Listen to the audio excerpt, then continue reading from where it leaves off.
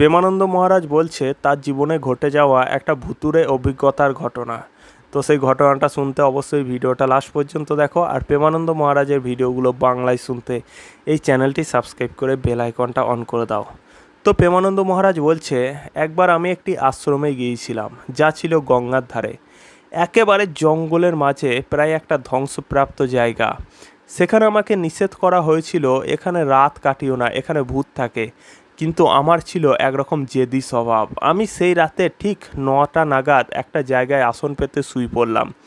শুয়েই এমন একটা অনুভূতি হলো যেন অনেক ভারী কারো উরু বা থাই আমার গায়ের ওপর চেপে বসেছে। আমি সম্পূর্ণ জাগ্রত অবস্থাতেই ছিলাম তখন আমি ঘুমিয়ে পড়িনি। এমন সময়ে আমি হাত দিয়ে ঠেলে উঠতে চেষ্টা করলাম, তখনই কেউ পেছন থেকে আমার চুলের জটাটা টেনে ধরলো। এই সব কিছু ঘটছিল আমার জাগ্রত অবস্থাতেই, কিন্তু সেই সময় আমি ভগবান শিবের মন্ত্র জপ করছিলাম। হঠাৎ একটা ঝাঁকুনি দিয়ে আমি উঠে বসলাম। ভাবলাম, না, এটা আমার মনের কল্পনা, মনের ভুল। যদি আমি নাম জপ করি তাহলে আমার সাথে কিচ্ছু হতে পারে না, কোনো পবিত্র বা অপবিত্র প্রেত আমার ক্ষতি করতে পারে না। তারপর বাইরে বেরিয়ে এলাম, কিন্তু না, বাইরে কেউ নেই, কিচ্ছু নেই। তবু আমি আবার জেদ করে গিয়ে সেই জায়গাতেই শুয়ে পড়লাম। এবার তো এমন চাপ অনুভব করলাম আমার বুকে, যেন দম বন্ধ হয়ে আসছে, আর এত ভার সহ্য করা যাচ্ছে না। তখন আমি মন্ত্র জপের গতি বাড়িয়ে দিলাম, সঙ্গে সঙ্গে সেই অনুভূতি সরে গেল।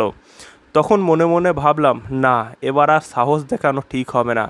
সেখান থেকে সরে গিয়ে যেখানে অন্যত্র সবাই শুয়েছিল সেখানে চলে গেলাম। তখন ওরা আমাকে বলল, আরে তুমি ফিরে এলে, আমরা তো প্রথমেই বলেছিলাম ওখানে ভূত আছে। তখন আমি বললাম, হ্যাঁ, আমি বুঝতে চাইছিলাম ওখানে কি কিছু আছে নাকি, তাই আমি সেখানে শুতে গিয়েছিলাম, কিন্তু সত্যিই ওখানে ভূত আছে, ওখানে কিছু একটা আছে।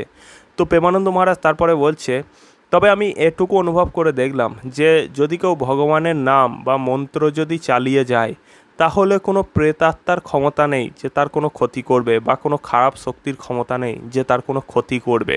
হয়তো সে আসবে, কিন্তু আসার পরও সে চলে যাবে, সে নিজের রাস্তা খুঁজবে, তোমার ক্ষতি করতে পারবে না।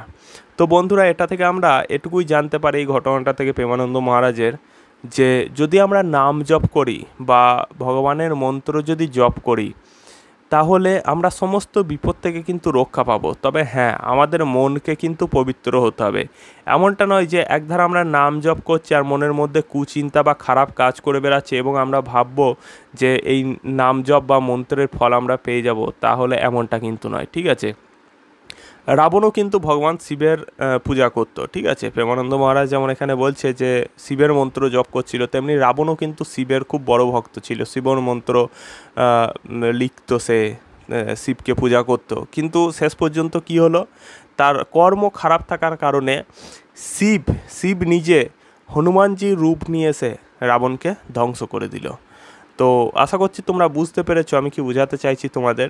নিজের মনকে পবিত্র করো, প্রত্যেক দিন ভগবানের নাম জপ করো, ভগবানের মন্ত্র জপ করো, তাহলেই দেখবে সমস্ত বিপদ থেকে রক্ষা পাবে। তো আজকের মতন এটুকুই, দেখা হবে পরের ভিডিওতে। এরকম আরও ভিডিও দেখতে চ্যানেলটি তোমরা সাবস্ক্রাইব করে বেল আইকনটা অন করে রাখো। দেখা হবে পরের ভিডিওতে। রাধে রাধে।